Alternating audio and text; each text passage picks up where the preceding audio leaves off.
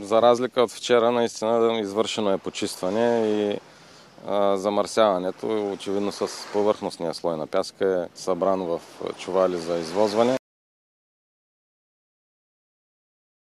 Ние започнахме вчера оглед на плажовете около Варна. Бяха извършени огледи в района на Аспарухово на плажа, Карантината и на север до Свети Константин и Елена за евентуално отлагане на нефтопродукти на тези плажове. Няма такова нещо. Ограничено е замърсяването само тук в този район. Не мисля, че ще има някакъв пагубен ефект върху екосистемата. Замърсяването беше локално, ограничено между тези две буни.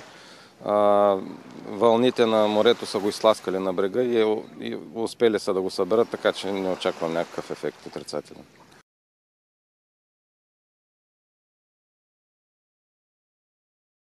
Ние като институция ще уведомим Министерството на вътрешните работи и прокуратурата да се заемат и те с този случай, защото това е грозно посегателство срещу душата и имиджа на нашия град.